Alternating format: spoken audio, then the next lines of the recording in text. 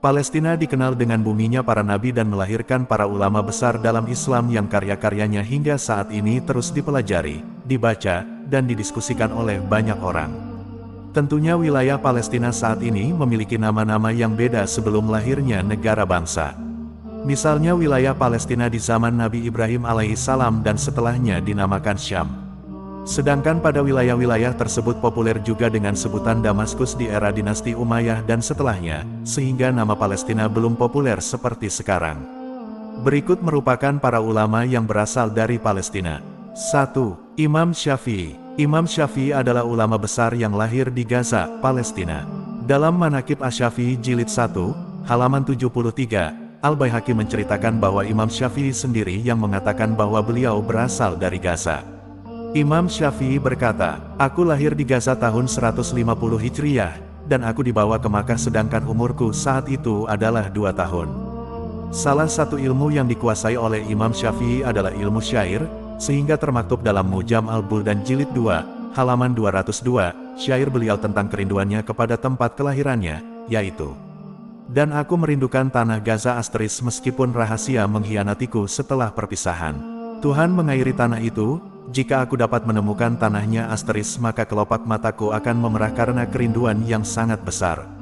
Al-Qadi, Iyad dalam Tartibul Madarik wa Takribul Masalik jilid 3, halaman 179 menceritakan, suatu hari seorang kadi pemerintah Abbasiyah, Harun bin Abdullah As-Zuhri bermalam di kediaman Imam Syafi'i di Gaza. Kala itu Imam Syafi'i sudah masyhur dan dikenal banyak orang. Malam itu beliau sedang menulis kitab. Harun pun bertanya, "Engkau membuat dirimu lelah, begadang, membuang-buang minyak, dan menulis buku-buku yang bertentangan dengan mazhab masyarakat Madinah, siapakah yang akan meliriknya?" Imam Syafi'i menjawab bahwa ijtihadnya berbeda jauh dengan gurunya, Imam Malik bin Anas, dan beliau yakin suatu hari apa yang dituliskannya akan bermanfaat bagi banyak orang.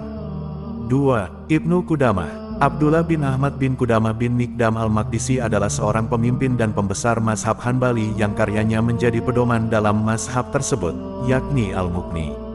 Beliau lahir pada 541 Hijriyah di Jamain desa di Nablus, sebuah kota di bawah otoritas Palestina di tepi barat. 3. Ibnu Ruslan. Ibnu Ruslan atau Ahmad bin Husain bin Ali bin Arsalan al-Maqdisi lahir di Ramallah, sebuah kota di pusat tepi barat Palestina tahun 777 Hijriah. Beliau merupakan salah satu ulama besar mazhab Syafi'i.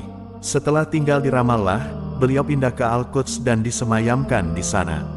Karya yang pernah ditulisnya adalah Syarah Sunan Abi Dawud, Safwa Zubat fi Matan Zubat beserta syarahnya, juga syarah-syarah terhadap kitab hadits lainnya selain Sunan Abi Dawud. Ibnu Ruslan dikenal sebagai orang yang dikabul doa-doanya, tidak memakan makanan yang haram, tidak berkata kasar dan kotor, dan suka menghidupkan malamnya dengan berdoa dan istighfar. 4. Ibnul Muflih. Ibnu Muflih atau Abu Ishaq Burhanuddin Ibrahim bin Muhammad bin Abdillah bin Muhammad bin Muflih. Beliau lahir di Ramin, sebuah desa di timur laut tepi barat Palestina tahun 816 Hijriah dan wafat pada 884 Hijriah. Beliau adalah ahli fikih mazhab Hanbali, dan pernah menjadi hakim di Damaskus beberapa kali. Di antara karya-karyanya adalah Syarhul Mughni fi Fiqhil Hanbali, Mirkatul Usyul ila Ilmil Usyul dan Al-Maqsad Al-Arsyad fi Tarjamah Asy-Syahbi Al-Imam Ahmad.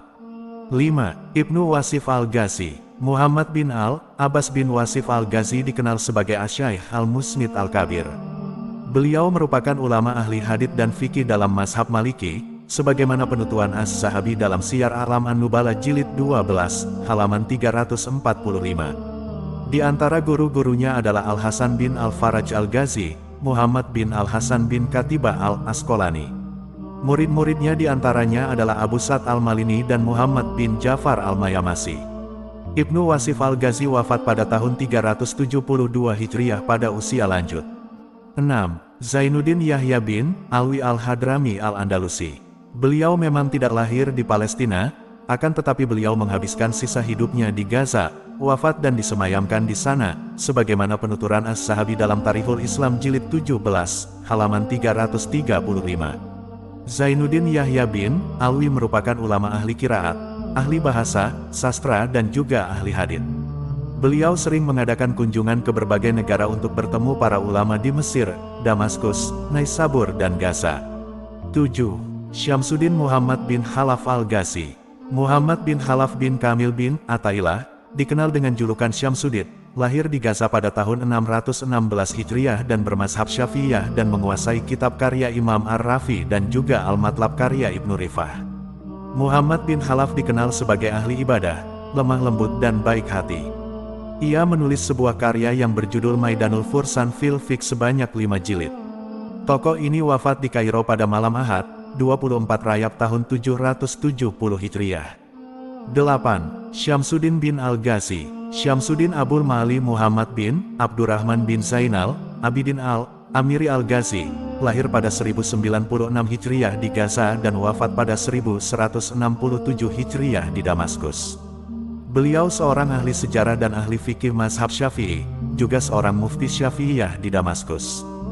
Di antara karyanya adalah Diwanul Islam, Tarikh Mukhtasar lil Ulama wal Muluk wa Gerihim, Lataiful Minah fi Fawaid Hikmatis Sunnah, Tasinaifus Sami, Biri Jalil Jamil Jawami, dan lain-lain. 9. Najmuddin Muhammad bin Muhammad Al-Ghazi.